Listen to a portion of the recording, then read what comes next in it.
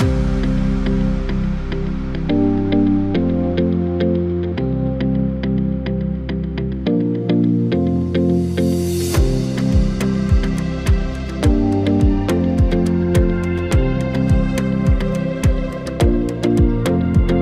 לכם, ברוכים הבאים לפרק מיוחד של שומר סף, והאורח שלי היום הוא דיוויד, הוא ראש מחלקת מחקר של ריביות מטח ושווקים מתעוררים בבנק של אמריקה, בנק אוף אמריקה לשעבר. הוא התחיל את הקריירה שלו ב-International Monetary Fund, הוא כתב דוקטורט תחת ריצ'רד קלרידה שהיה סגן ראש ה-Federal Reserve ועשה עוד הרבה דברים חשובים. Hello, David. Hi. It's a pleasure to have you. And the occasion that brought us together were the alarm in Israel about the foreseed damage caused allegedly by the coming reform. What is your take on that? Personally, listen, I have to say, you know what, I'm not Jewish, but I do live in Israel. So from that point of view, like, you can look at me as a, unbiased, impartial observer in all this. What I can tell you is this, I've done this for 30 years. Like, my whole career has been literally devoted to looking at economies, looking at politics, telling basically investors where to basically place their money. I think it's completely ridiculous what the left has been saying of late here in Israel, that judicial reform is going to bring about the destruction of the Israeli economy. Can you, despite not agreeing with the argument, can you imagine what it is based on? What's the logic behind the idea that a judicial reform of this kind can have such an impact on the economy? I think, first of all, let me just give you my overall, interpretation reading of what's actually going on here in Israel. And the only thing that can destroy this economy is if the left, goes all the way to weaponize the economy in order to destroy everything that is valuable in this country in order to basically retain power. I think what is going on here, there's no question, it's about a power struggle. What is going to bring down the economy is not the judicial reform itself, but rather the fact that the left is willing to, again, basically push the economy to the brink in order to basically take the government hostage in order to force themselves into this process. I think this is a very important thing. This is what your viewers need to understand. This is a very big difference. Because I can give you an example. A perfect example, right? Right now, you've got people, elite in Israel, who are comparing Israel with Turkey. I think that comparison is almost like idiotic. I can tell you a much fairer comparison. You know what the country is? Singapore. Singapore, I know a lot of Israelis aspire for Israel to become the next Singapore, which I think is a generally stupid idea, but it doesn't really matter, Singapore is an aspiration. It started with Paris, if you remember. Now all the left, all the people who live in Hartlelia, Patua, Fashmau, they all want to basically become the next Singapore. Guess what? In the Freedom House democracy score in 2022, Singapore only got 47 out of 100 points. Versus Israel that got something like 75 points out of 100. Because guess what? Singapore, you don't have judicial independence. There's no real democracy. The opposition party has absolutely no chance of ever becoming elected. There is no actually even free speech. There's no even LGBT rights. This is why Singapore actually, in democracy terms, is actually a poor performer. Yet Singapore today is a AAA rated country. People cannot basically wait to put more money into Singapore. So, Israel is more free than Singapore, and yet Singapore enjoys basic AAA credit rating. So how do you explain that? It tells you that actually, and I think there is no chance Israel, following the judicial reform, is going to become like Singapore, politically speaking. I think that in general is stupid. But what I'm saying that the whole argument that somehow is upside down. There is democracy, a loss of democracy means that loss of economic power. There's no correlation, because the best example, Singapore today is the 4th richest country in the world in per capita terms. It's $100,000 basically a year per capita economy. It's one of the most dynamic economies in the world, without doubt. And yet, it's a laggard in democracy. I have some criticism of these, of Freedom House and the other kinds of democracy measurements, because it's been my opinion for a long time that these things measure liberalism but don't measure democracy at all. So they have no category to see that Israel is no longer a democracy.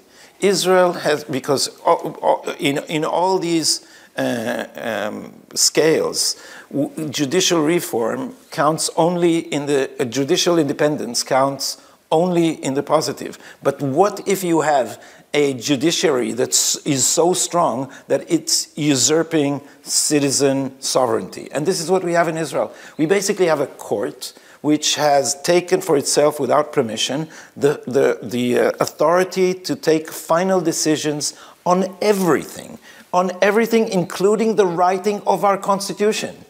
And they are not elected. They have a veto on the appointment of their own associates. So I think that if you took the Freedom House scale and put Israel in it, what would really happen? The whole scale should topple over.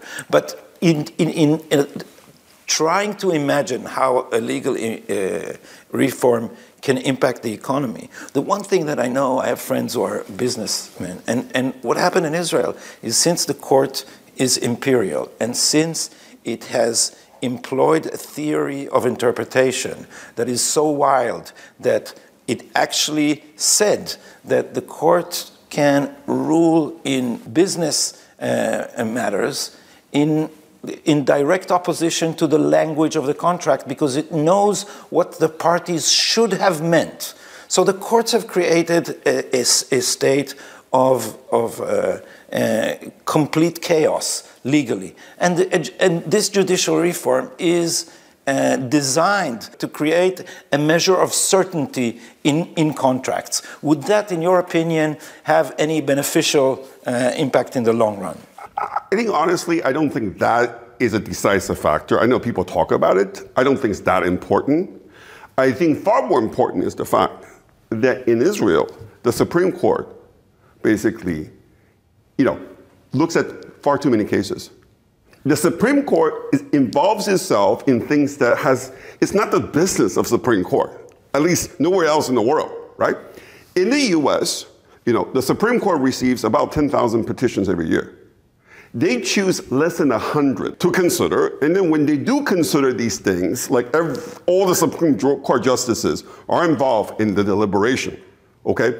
They only take on cases that have huge impact with respect to the entire economy, lots of people, the Constitution, and so on and so forth. In Israel, the Supreme Court oversees 10,000 cases. By definition, okay, the Supreme Court in Israel is much too active for its own benefit. Good example, of course, is what they did in 2016, trying to kill Bibi's basically plan to develop the Israeli gas field. Now, we can all agree now, 6 years later, the best decision Israel's ever made in the last 10 years, one of the great accomplishments of Bibi was to push through the gas development project, which, if you recall, the Supreme Court was trying to kill. And that was way beyond the jurisdictional, basically, domain of the Supreme Court. What competency do they bring to the table to decide whether that is a good thing or a bad thing for Israel? Meanwhile, the decision to basically dismiss the petitions against giving up all that gas fields to the Hezbollah in Lebanon, you know what? Again, they didn't even give you a reason why they decided to dismiss the case. So from that point of view, to me, the problem with the justice system here in Israel is that, first of all, the Supreme Court gets involved in too many things that really is beyond their competency, their core competency. So from that point of view, that's probably slowing things down. At the same time, but I do think in the end, if there's something seriously wrong with the Supreme Court, is that this Supreme Court is basically part of the leftist deep state here in Israel. And all they're trying to do is trying to basically say, no, whatever is coming from, basically the right. So from that point of view, yeah, they're not doing anything other than just trying to undermine, basically any government that's run by the rights. And then I think, from that point of view, I can understand why there's so much frustration among conservative, basically, voters here in Israel. Why, basically, you vote for the right and you're not getting right policies, because guess what? The Supreme Court is overextending itself to basically slow down the changes that the democratically elected government wants to push through here. This is not just an Israeli phenomenon. If you look at, in the United States, a little bit more complex, but if you look at the growth of what they call, in a confusing term, international law, and if you look at the structure of the European Union, you see that there is judicial imperialism, because the whole structure is not exactly democratic, but the laws governing the economy were extended.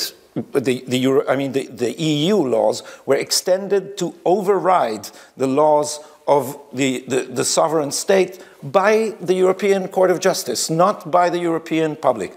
Are there parallels that you see between? I think there's some parallel, but the German Supreme Court, by the way, can still basically decide that something is not compatible with German Constitution. So from that point of view, I think the issue here is this. I think where there's parallel is about whether basically people who are in the position of power, whether they are representative, whether they're elected representatives by the people, right? Clearly we know the EU Commission, right? The people who are there, the bureaucrats, they're not even elected by the people, not even by the European people for that matter, basically. They're basically appointees, and then basically they're bureaucrats. And yet they have this massive, basically powerful role within Europe, trying to implement policies that may or may not basically be consistent with the aspirations of the national people. Here in Israel, it's the same thing, because all these basically justices who are basically not elected by the people, who are now trying to basically change the way the country is run, that doesn't make any sense. Okay, I think from that point of view, there's no doubt that I think, to me, the most urgent issue to address in this judicial reform is obviously the whole selection process of the justices. I mean, it's just impossible that the justices should be basically, partly nominated by each other. Okay, so you create this very sort of like, basically, the bureaucrats, electing other bureaucrats, like-minded bureaucrats, so they started to think alike. There is no basically political diversity within the Israeli basic Supreme Court system. And I think from that point of view, that is very unusual. I mean, that I think must be unique in the world, because if you think about this U.S., right? I know the U.S. better than I know a lot of other countries. Simply, I lived in the U.S. for a very long time. I know, live in Europe also in 10 years. But the point here is, if you think about the U.S., right? Supreme Court justices are nominated by the president, but only requires a simple majority vote in the Senate for confirmation. In other words, the president doesn't even have to control the House of Representatives to be able to push through his Supreme Court appointments. So from that point, it's a purely political, basically, appointment. But the president is elected by the people, and basically the Senate is elected by the people. The fact in Israel that somehow the left is against the government, the Knesset, from being able to appoint justices, that to me is almost insane. Yeah. Because that doesn't make any sense at all, because that is completely undemocratic. So I think from that point of view, it's the same thing like about the bureaucrats in Brussels who are not democratically put in place. The Israeli justices until now, they're far removed from being part of the product of the democratic process. And everywhere in the three arenas that we mentioned, Israel, Europe, and the United States, it seemed that these elites, whether entrenched in the courts like they are in Israel and in Europe, whether the court is more pluralistic like in America, but it seems that these elites are at bottom not just anti-nationalist, but also at least non-democratic. Would you say this is so in the United States as well? Of course. I mean, listen. We know this, right? I mean, if you go to the World Economic Forum, the way they talk about the people, with such disdain, right? Because these globalists, all they want, they think that people actually don't know what is really good for them. They would love to be able to have a system that's run by a bunch of oligarchs telling people what is actually in their best interest. I think the reality is this. I don't know if the Israeli left, are internationalists or not. But what I do know is that a lot of these guys, like, all they ever want is that when they go abroad, they want to be embraced by these foreigners saying, well, you great Israelis. Right now, I can understand it's difficult to be an Israeli when you travel abroad, especially in Europe and America, right? I mean, especially Europe, where I think there's a lot of anti-Semitism and so on and so forth. I understand that Israelis want to be loved when they travel abroad, which is actually ironic because the Jews were kicked out of Europe. And yet these Israeli basically leftists, all they ever want is to be basically accepted by the Europeans. Which is a real contradiction here. I live in Israel. I could live anywhere in the world. I live in Israel today, other than the fact my wife is Israeli, my family, I've got 4 grandchildren here in Israel. I love Israel because I still believe in Israeli democracy. I think there's a more vibrant democracy here in Israel than anywhere else. To the extent, to me, the basis of democracy is freedom of speech. I still think that Israelis are allowed to express themselves more freely than people can elsewhere. This is why we're having this discussion. That's why you have the #1, basically, a YouTube channel, in Israel for conservative right. It's possible. But I think the fact that, that the right is pushing back against the left, I think that is amazing. Because we're not seeing that anywhere else, by the way. So there's certainly a reason for optimism. The first reason for optimism is the re-election of Netanyahu. Despite his trial, many Israelis just believe he was framed. But if you look at the role of the judiciary vis-a-vis freedom of speech, the left likes to quote a famous decision that where the Supreme Court reversed a government decision to close a communist newspaper. But they forget to mention that the Supreme Court, against the law, ordered the closing of a right-wing radio station when there was a monopoly for public broadcasting, but you could broadcast from outside Israel. So there was a pirate radio station called The Voice of Peace by Abi Natan that they left alone, but when there was a right-wing radio, they closed it. And I've been working in journalism for a long time. It's still an uphill battle to voice right-wing opinion, but some of this is just social delegitimization, as you probably know. But I want to say that's actually very interesting to me, because I think Israel was sort of like the first country where, like, the left took over the media and controlled the media. Right? I mean, in fact, I would argue that the Americans have been learning from Israel, because, like, until Trump came along, U.S. was a very different country in terms of, like, the media and so on and so forth. U.S. really took a chapter out of the Israeli playbook. I mean, to the extent the left basically took over the media. And then now it's like, well, wokeism, the political correctness completely over. I mean, so, like, now there's only Fox News. I mean, if you think about it, in the U.S., it's absolutely crazy. I mean, there's not a single major newspaper, other than you can call it the New York Post being a major newspaper, that actually embrace the right. So from that point of view, U.S. has gone the way of Israel from, like, I would say 10 years ago. But Israel, on the other hand, now you have, Israel Hayom, you have others. So from that point of view, it's almost as though that, the U.S., I would say, is probably 5 or 6 years behind Israel. But we are behind you on the front of Fox News, and now there's an emerging channel that we are very optimistic by the rating. And it's my theory of what's happening to the media more and more. They've become what Andre Mir, the scholar of journalism, called post-journalistic. They're not dealing in reporting. They're dealing in political activism, and it's a conscious decision. But what is happening is that the trust of the readers is sinking. So once you lied about the Hunter Biden laptop and only admitted it a year and a half later, the price in the long run is that people would believe you less. So I'm very optimistic about our market. Now there's been a purge in Channel 13. There was a purge before in Galei, the radio station, the purging of the right, but the public trust is sinking in those sectors. Do you see in the United States any prospect of a more fruitful dialogue between the two sides? Because from the view from Israel is that there's now two countries, Red America and Blue America, and they don't even know each other.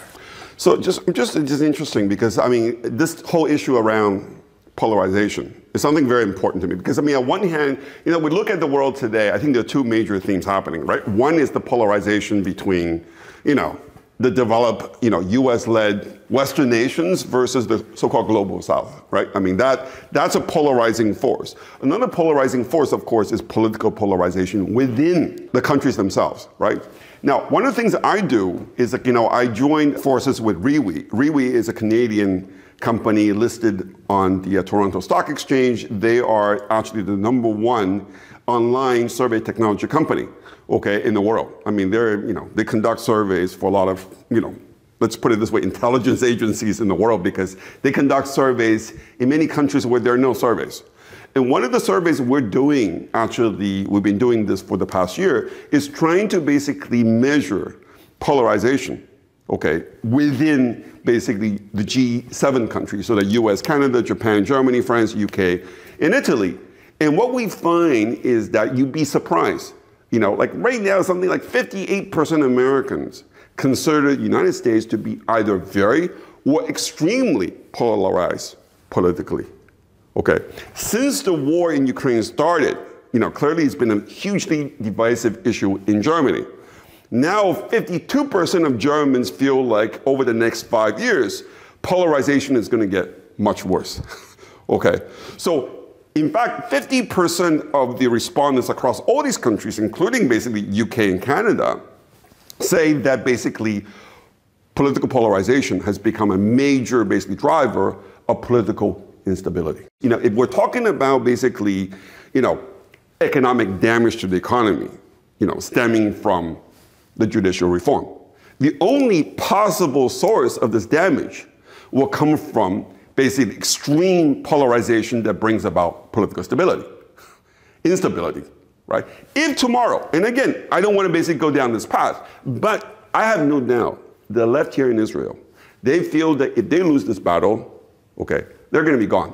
Possibly forever. I mean, to the extent that given the demographic changes, given that more and more people realize that, Oslo was basically a fantasy and so on and so forth, that the right is gaining more and more people. If the left loses the court process, they're done. This is why they are going to stake everything. They're going to put everything into play. I would not surprise me that, they're willing to go all the way meaning that, people can stop paying taxes, people can stop going to, refusing to go to the army, whatever it is. They can do that to basically bring about a complete political breakdown in the country. But that, to me, of course, is very blind, very stupid, because in the end, they're going to do more harm than good to the country. But to me, I would not underestimate the willingness of the left to destroy the country if that's what it takes to be able to save it from what they see as ridiculous, basically risk. A lot of people are threatening to pull their money out, many of them successful high-tech companies. How dangerous could that be to our economy in the short run? That, I have to say, is the most stupid thing somebody ever said. You know what? People who are in business, they're in business because all they're trying to do is to make money. Just think about it this way, right? I can understand, like, you just think about, like, people who could take their money out of Israel, right?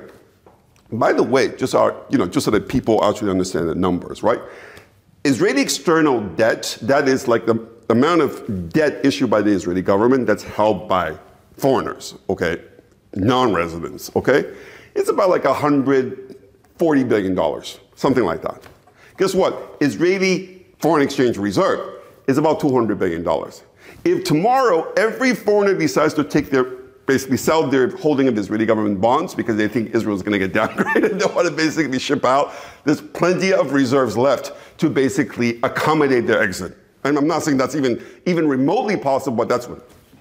Businesses is even more ridiculous, right? Let's just imagine if you are like, you're a billionaire in Israel, you say, well, all you care is basically making money, right? Are you telling me that you're going to shut down your business? You're going to shut down your business as a way to protest the government?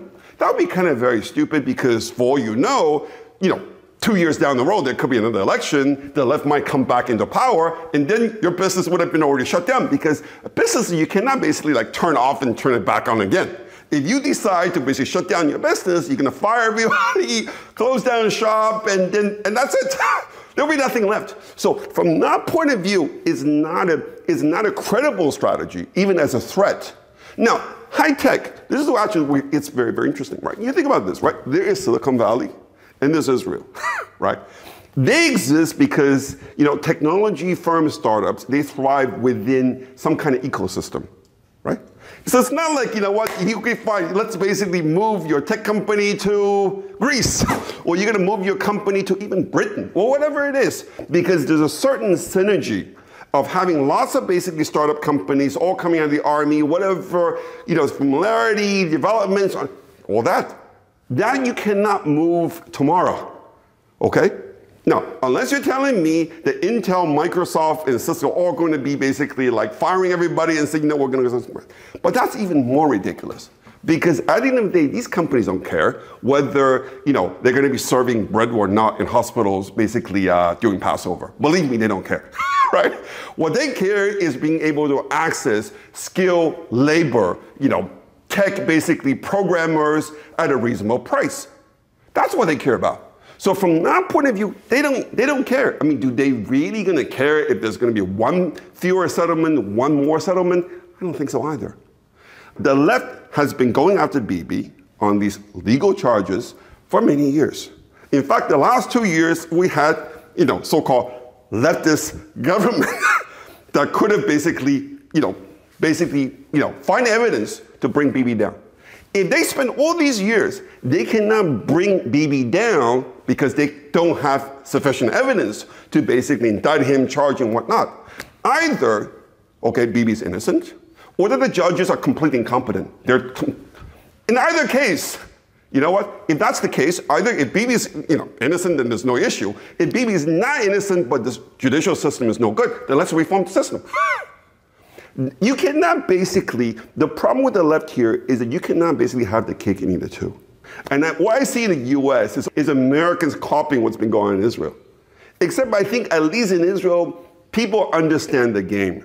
This is why the right won with a pretty sizable majority by Israeli standard, because people get the joke.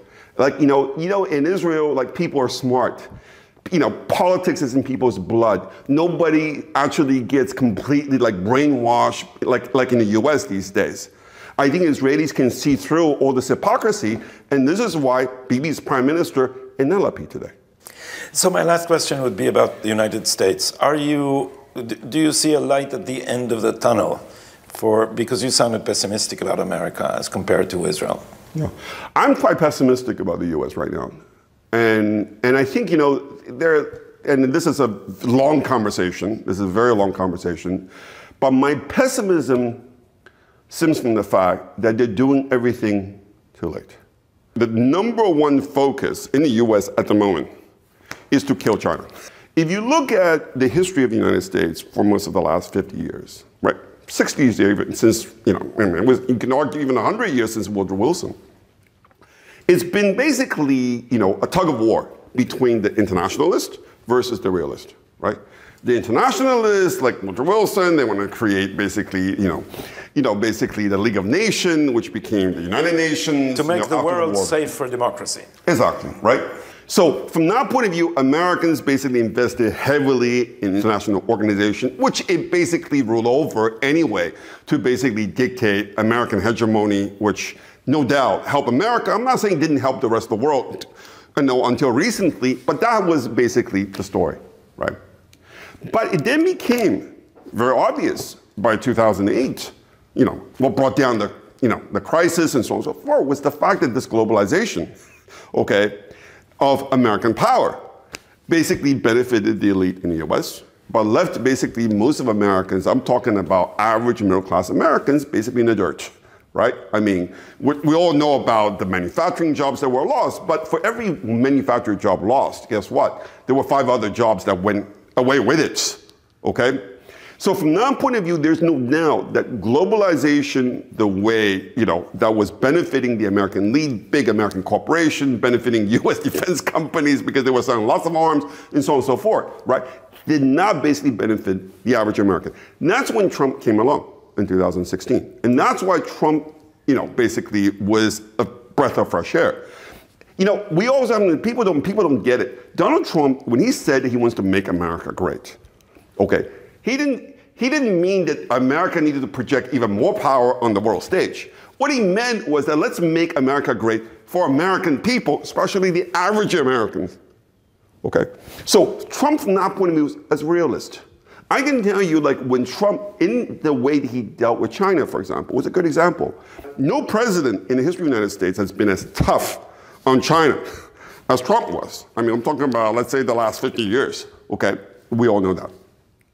Yet, all throughout Trump's basically 4 years as president, okay, he and his people were trying to get China to make concessions so that they can basically get a win-win outcome from all this. I mean, I was probably the only person on Wall Street who actually read the 100-page, basically, agreement that China and basically the US signed, okay, at the end of basically, the beginning of 2020, after 2 years of hard negotiation. You should read that document because I think the document should be enshrined because it was a win-win outcome for both China and the US. In fact, I can tell you in 2019 when I was traveling China, Chinese people would come up to me in the corridor, in the offices, government buildings saying, well, David, you know what? We love Trump here in China because Trump, we are now pushing forward reforms that have been basically held back for the last 10 years. So Trump understood, like a good businessman, if you want to get something from the other side, you have to be willing to give something to the other side. Now, that is, and by the way, Trump also understood one thing, which was that the worst thing that could ever happen to the US is if Russia and China got into bed together, right? Because these are the two most formidable basic adversaries for the US. The last thing you want to see is for these two basically to join forces. This is why every time Trump saw Xi Jinping, he would say, wow, Xi Jinping is a great man. He's my best friend. Every time he saw basically Putin, he said, well, Putin is a great man, he's my best friend. As long as Trump was in power, China and Russia did not basically get too close. And then came basically Joe Biden. Okay. Within basically 2 years, now the two most formidable adversaries of the US had basically gone into bed together. And there is no doubt this is going to represent a huge basically with Tehran. Right, with Tehran. But let's just say Tehran doesn't even measure in. But the point here is that China and Russia together would really make America run for its money. Because let's think about this, right? China is strong in manufacturing. Russia is strong in natural resources. They don't compete. There's a lot of synergy between them, right? You're talking about, there are only 3 nations in the world that send basically men into space. It was US, China, and Russia. And now the number 2 and number 3 decided to get together. I mean, China is very strong in engineering. Russia is very strong in basic sciences. If they really put their heads together, you think, they won't be able to actually come up with their own civilian aircrafts to basically challenge Boeing and Airbus. You don't think they'll be able? I mean, China's already the #1 player in quantum computing and AI.